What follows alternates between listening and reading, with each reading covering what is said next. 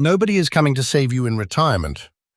That may sound cold, but it is safer to hear it now than to discover it after you can no longer drive, manage your money, or live safely by yourself. For generations, seniors were told that family was the retirement safety net. You raised your children, sacrificed for them, and helped them get established. When you eventually needed help, they would supposedly return that care. But for a growing number of seniors, that family bargain no longer exists. Your children may visit occasionally. They may post a loving photograph online. They may say all the right things during the holidays. But that does not mean they intend to interrupt their careers, sacrifice their income, change your clothes, manage your medications, or bring you into their homes. Some are already calculating what your house will be worth after you die. Some will place you in the most respectable facility they can afford and consider the monthly payment a substitute for their presence. Some expect free childcare from grandparents, but will later describe caring for those grandparents as an unreasonable burden. Some will simply disappear until there is money, property, or an inheritance to divide. Welcome back to Wealth Horizons, where we discuss practical ways to protect our money, health, and independence throughout retirement. This is not a sentimental video about families coming together during difficult times. It is about what happens when they do not. Today, we are dismantling 4 comforting myths about aging. More importantly, we are going to discuss how to organize your money, property, and legal authority so that your survival does not depend upon whether another person feels obligated to help you. Myth number 1. My children will take care of me. This may be the most dangerous assumption in retirement planning. Adult children are struggling with their own mortgages, rent, childcare, debts, and unstable employment. Providing real care is not a weekly telephone call or occasionally picking up groceries. It can mean helping someone bathe, use the bathroom, and get dressed. It can mean managing medications, cleaning a house, preparing meals, driving to appointments, and responding to emergencies at 2 o'clock in the morning. Everyone assumes that someone else will step forward. One child often becomes the default caregiver, and the other children offer opinions without offering time. So the caregiver becomes exhausted and resentful. The parent feels guilty and powerless. The family begins fighting over money. Myth number 2. My children want to preserve the family home. You see your home as the place where you raised your family, but your children see accumulated equity. To one child, the house may represent memories, but to another, it represents a down payment or money that solves an immediate financial problem. A senior may transfer a house to a child early, add someone to the deed, or allow a future heir to begin making decisions about the property, all in the belief that the house is being protected. But once you give away ownership or control, you won't recover it. The child could divorce, be sued, declare bankruptcy, develop a substance abuse problem, or decide that selling the property is more important to them than you. You could also create tax, Medicaid, or estate planning consequences that you never intended. Your house is not your children's inheritance while you are still alive. It is part of your retirement security. It provides you shelter, rental income, and borrowing capacity to pay for your future care. Do not surrender control merely because someone says, "Don't worry, we'll always take care of you." Promises are not deeds, contracts, or funded care plans.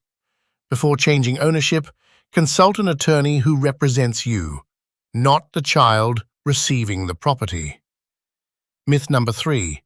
An expensive facility means my family has taken care of me. A beautiful senior community may provide security, meals, activities, and professional assistance. For many people, it may be the right decision. But a monthly payment does not create a relationship. Adult children often drop a parent in an attractive facility, pay the bill, and consider their responsibility completed. Luxury can conceal abandonment. The important question is not merely whether a facility looks impressive during a scheduled tour. The question is whether you can afford the appropriate level of care for as long as you may need it, and whether the facility will still meet your needs if your health deteriorates. Ask yourself these questions. 1. Can you remain there if you need more assistance? 2. What happens if your money runs low? 3. Can the price increase? 4. Which services cost extra? 5. Who will monitor your care if your family rarely visits? You need someone independent who will notice medication mistakes, billing problems, declining conditions, or inadequate care. Do not assume that paying a premium price eliminates the need for oversight. Myth number 4. Family sacrifice will be reciprocal. Many grandparents provide years of free childcare, emergency money, housing, and financial rescue for their kids. They do it because they love their kids and grandkids, but assistance given today does not create an enforceable obligation to provide care back to you tomorrow. A grandparent may spend thousands of hours raising grandchildren while the parents work. Years later, those same adult children may say they are too busy to drive that grandparent to a medical appointment. This is the painful part. Sacrifice does not always generate loyalty. Observe these 4 don'ts. 1. Do not impoverish yourself trying to rescue your kids in the false hope your generosity will be returned. 2. Do not raid retirement accounts to pay an adult child's debts. 3. Do not co-sign any loans to finance college tuition, cars, or houses. If they don't pay, it's your debt alone, and the bank doesn't care. 4. Do not give away the money you need to purchase your own care.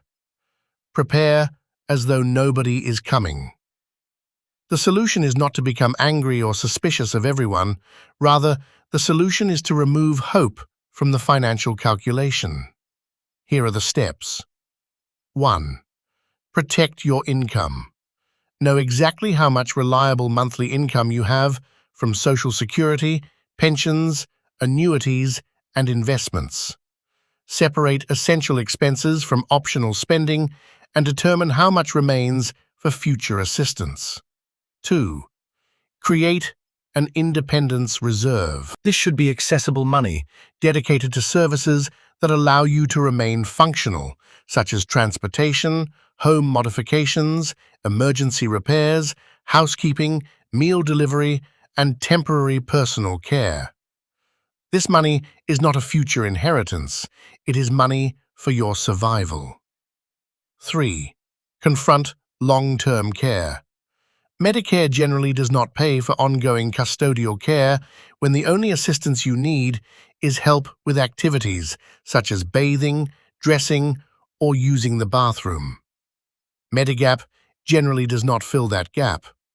Medicaid might do it if you qualify, or maybe private insurance, but that depends upon your health, age, assets, family situation, and state rules.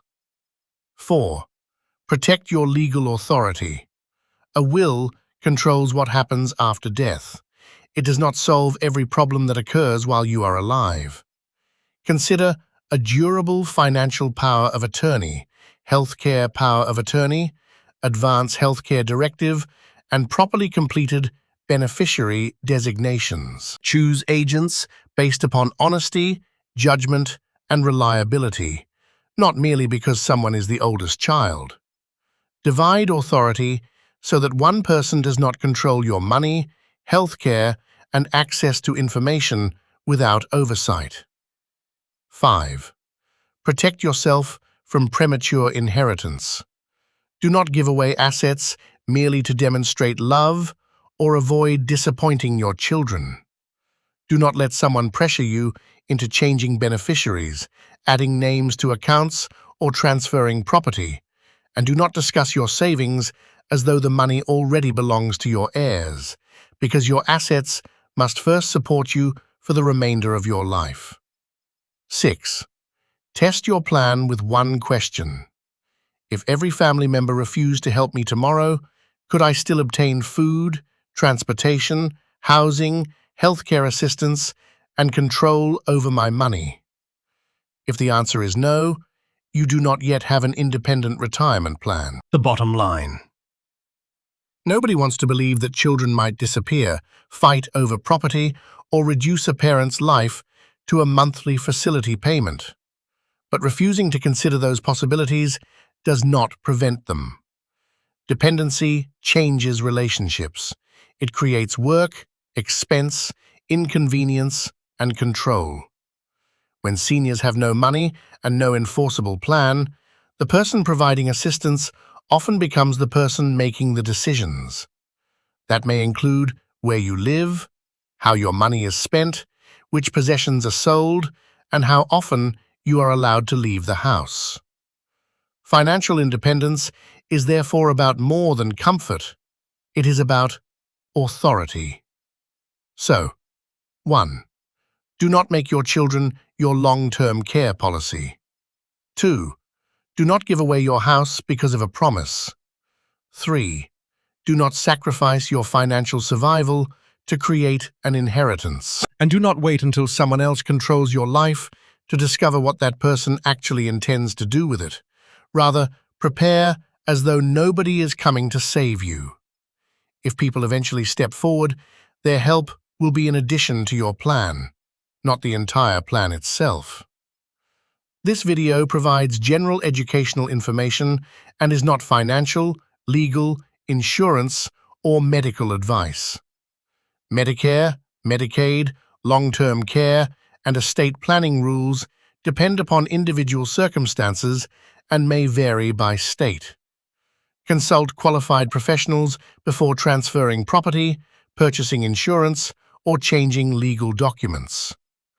If this video made you confront an uncomfortable truth about retirement, please like the video, subscribe to Wealth Horizons, and share it with someone who needs to see it.